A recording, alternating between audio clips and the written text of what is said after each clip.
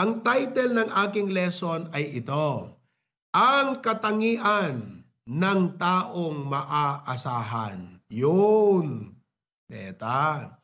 Ang katangian, mga katangian, una yan, ng taong maaasahan.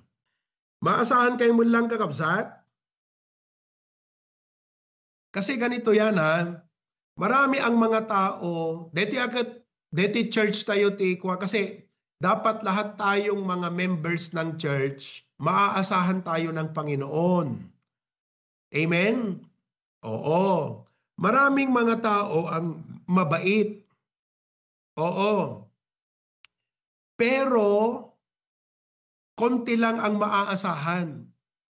Sa church natin, sa buong HBBC, maraming mga tao ang mababait. Adot tao nga nasisingpet kakabsat, pero konti lang ang maaasahan na tao. Kasi kakabsat, mabalin nga nasayaat ka nasingpet, hanggang makiap-apa, ngam ti problema, you lack the character traits to be a reliable and dependable person in the church. Now, to prove my point, kakabsat, the Bible says in Proverbs chapter 20, verse number 6. Ito, Proverbs chapter 20, verse number 6. It says, most men will proclaim everyone his own goodness. Pwede kayo, awan sapay? Anong sapay na i-flash yung anti-screen? Proverbs chapter 20, verse number 6. Yon. Most men will proclaim everyone his own goodness. Kita ninyo? So maraming tao ang magsasabi sa'yo gaano sila kabuti. But a faithful man who can find. Is that clear? So you may be a good person with good heart, good intentions, and even good motive. But when it comes to reliability, hindi sapat yung pagiging good. Dapat merong kang karakter.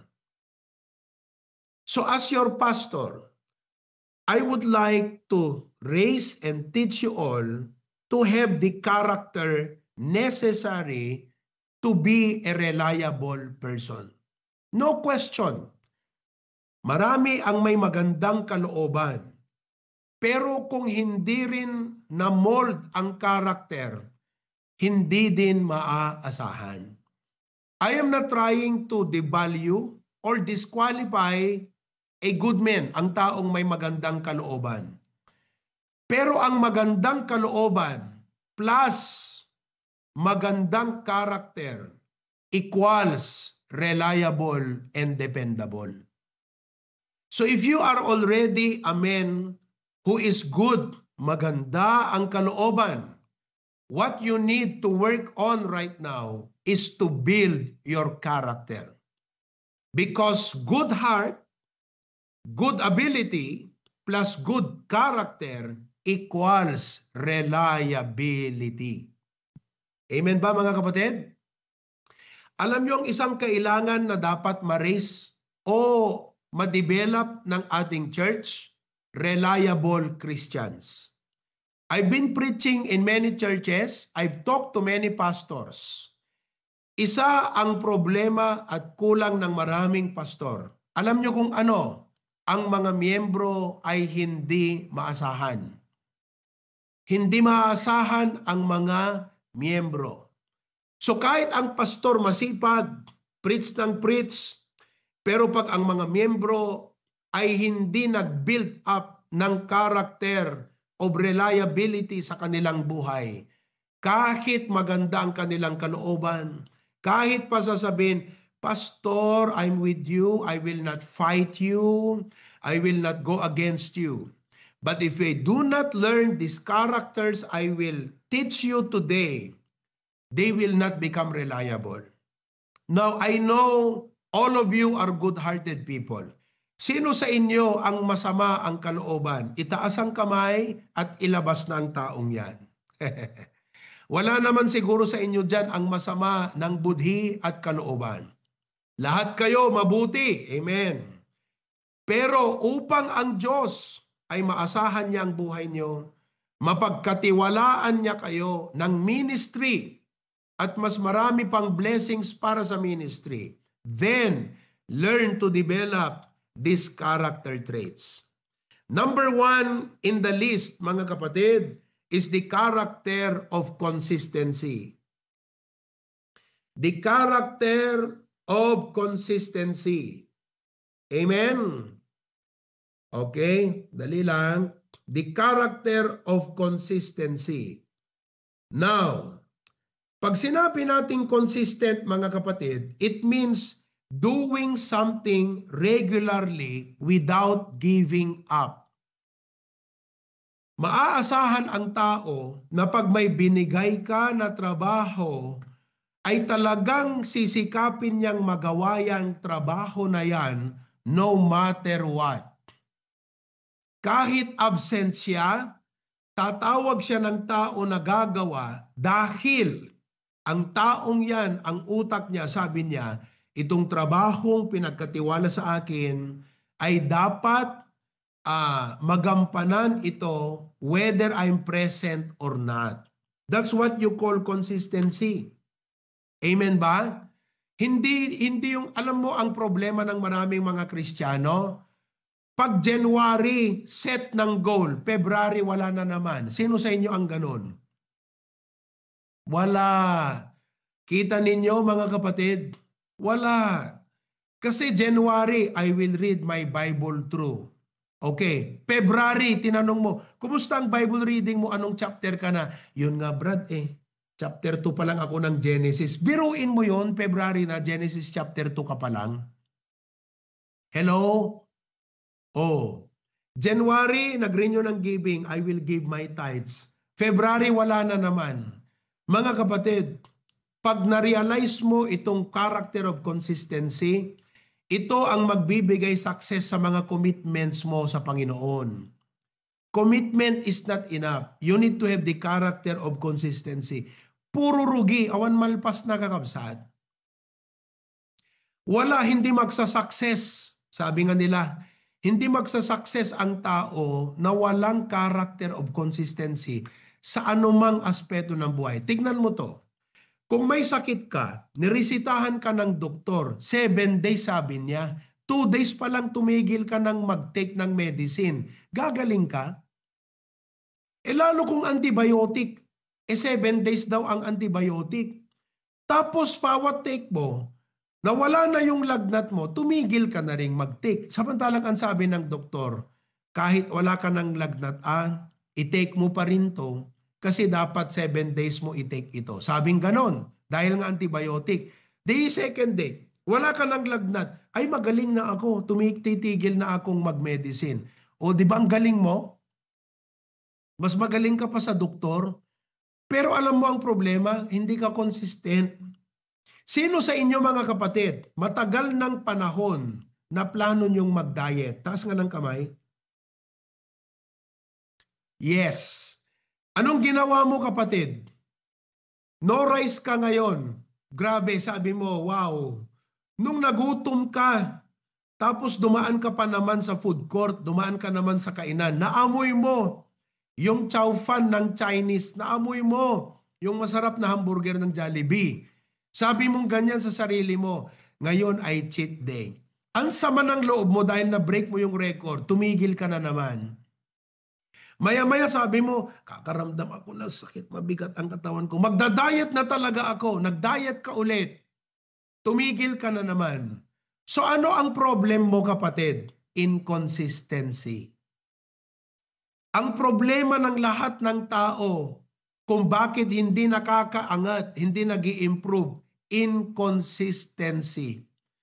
Mga kapatid, tignan nyo ang Biblia. Ang sabi ng Biblia, maging consistent ka sa ganito. Joshua 1:8. Tignan nyo Dapat consistent ka, Joshua 1:8. Anong sabi doon? This book of the law shall not depart out of thy mouth, but thou shalt meditate therein day and night. Alam mo yan? Hindi lang isang araw mo gagawin yan. Kaya kayo mga kapatid, hindi lang dapat one day lang kayo nagbabasa ng Bible a week. Every day. Sabi nga, day and night. Sabi na nga sa umaga at sa gabi, dapat you read your Bible. Anong ginagawa natin? Magde-devotion ngayon, bukas hindi na naman, next week titigil ka na naman. So saan mapupunta ang Christian life mo? Backslide. Kaya alam nyo yung mga nagbabackslide na Kristiyano, kung bakit nag-backslide yan? Kasi nagsimulang tumigil sa isang maliit na spiritual habit. Kaya para hindi ka mag-backslide, huwag mong itigil yung habit na ginagawa mo. Yung magbasa ng Bible, mag-pray sa umaga, akala nyo simpleng bagay ito? Mga kapatid, listen to me. Let me show you the business world and the career world. Do you know that success is not a product of occasional great things?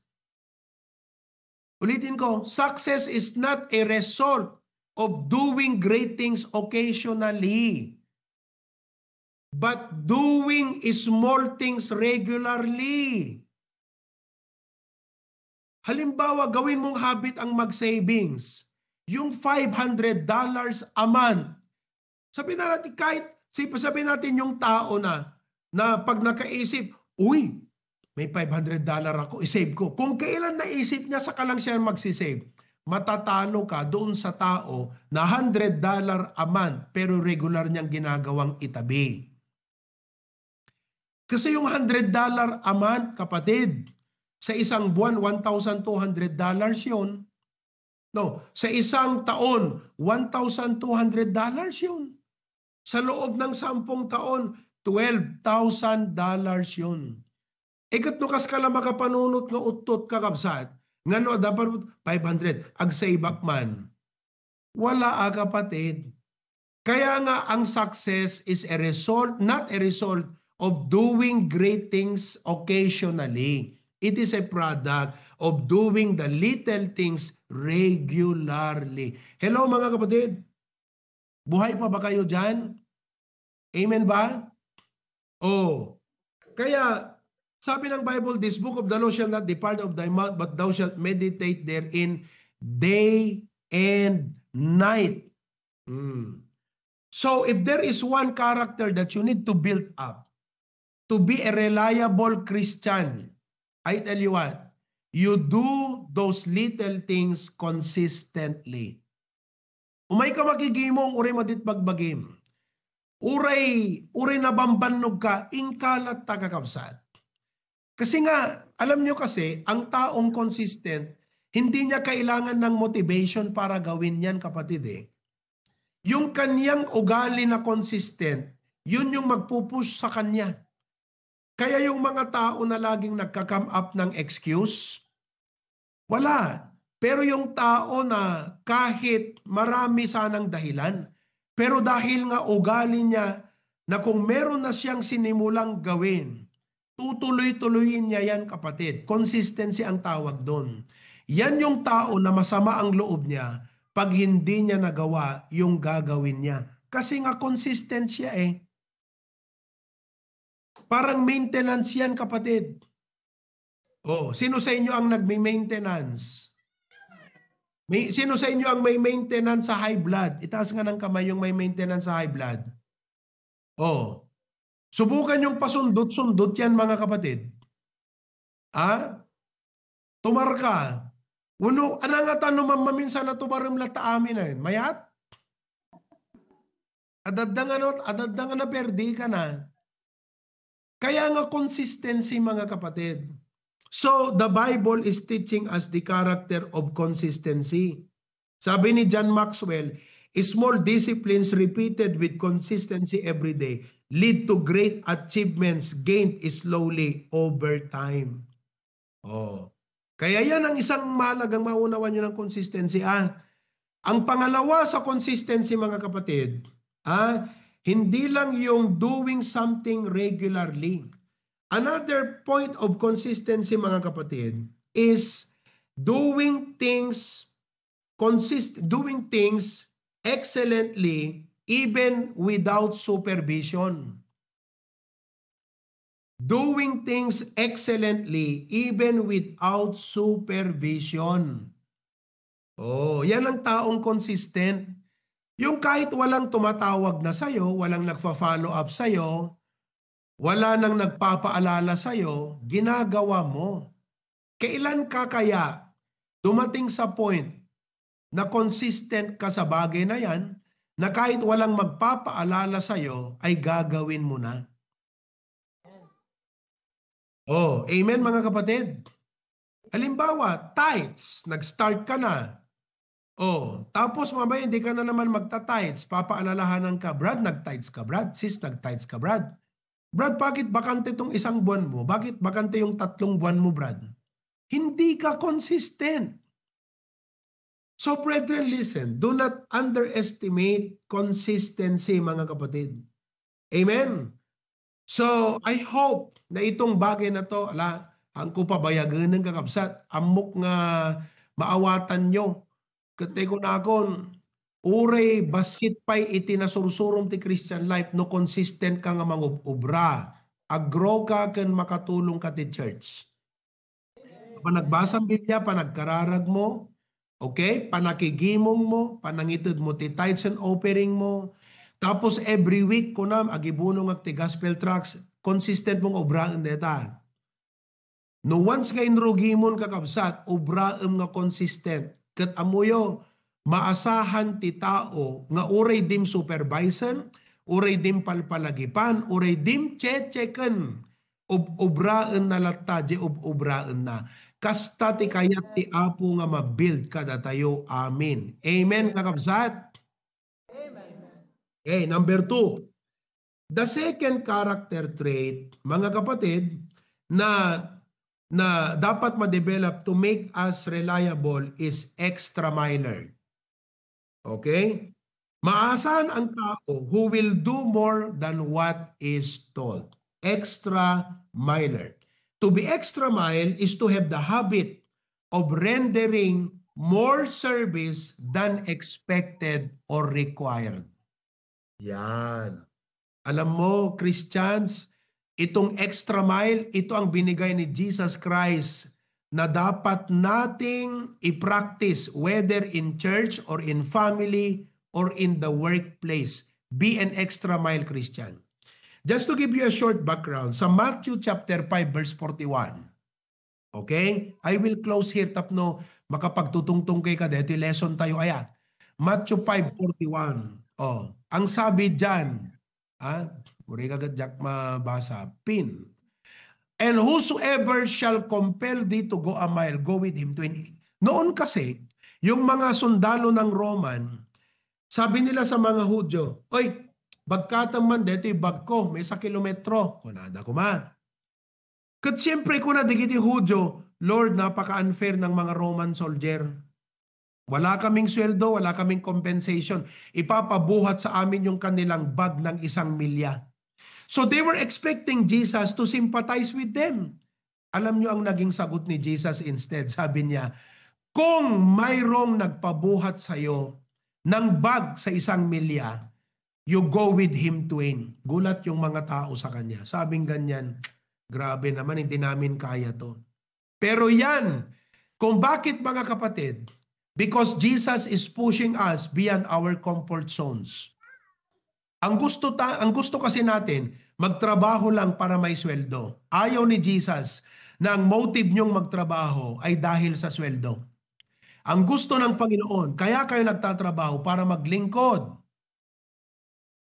A non-Christian can work for salary, but a Christian should not only work for salary.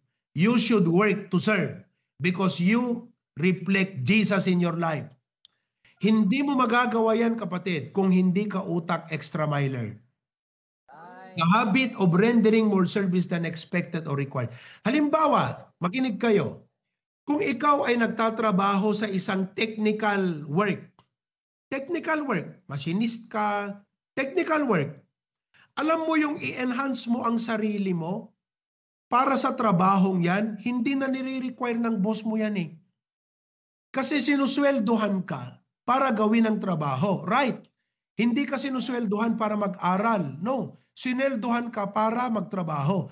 But being an extra miler, sabi mo sa sarili mo, I want to do my job better, more efficient, more effective. So I will enhance myself. That is extra mile. Do you know that when you are a person like that, you become an asset in the company?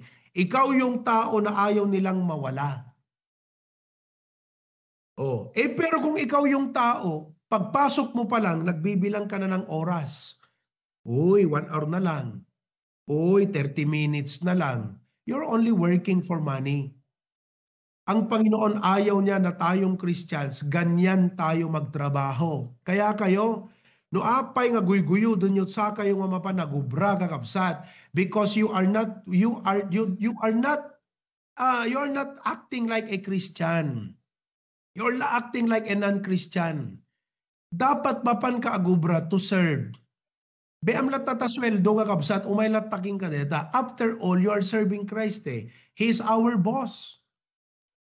Oh, so nga nakapimpintas dito, extra miler ka kabsat. Amen? And do you know what? The world becomes better. Not because of talented people, no. Because of people who do the extra mile. Kasta kumamot ta church tayo kakabsat. The expected king ka imay nakigimong. Ngam no detay timulong ka pa yan, extra mile di jaya. Kat ko na, awan assignment ko nga tumulong dito eh. Ang agawi da karod nga dimot na plastar. Already da imbaga nagatumulong aklat nga plastaran. Because you are always thinking, what else I can do to help? Amo yung kakabsat, listen. Hanasin sinan dito, isursurok ka da kayo. Agpaiso nga ti goal na dito to honor God. Pero as a law, nagpintas ti develop na ti biyag mo na ma-appreciate mo na dito yung kakabsat. I'll give you this last remark. Amom no negosyante ka dito Pilipinas, kat adabayinte nga taom, siyempre taom di kita, right? Ti expect ang dagan ka, agtrabaho da, swelduam, correct? Ngam no extra miler ka nga negosyante, you do not only employ people and give them the salary they deserve. You know what you do? You conduct training to build them up. Awan deta di nagtulagan yun kakabsat. Awan deta di sweldo. Handa ka pa ikot sweldoan nga mang develop kadakwada. But you know, because of an extra mile, when you develop your employee, they help build your company better. Isu nga ti extra mile mindset, deta ti sekreto ti tao nga mas successful kaysa ti daddu mga tao. Kasi ti daddu mga kakabsat, mapanla agubra gapot sweldo. Ngam ti extra miler saan? He will always improve what he is doing. So nga deta nga insuro ni Jesus Christ, aramidon tayo to honor Him. But actually, in life kakabsat, nagpintas deta nga prinsipyo nga pagbiagam. Awam mapukaw ken ka, puro gain iti ibalik na ibalandra na gan kakabsat.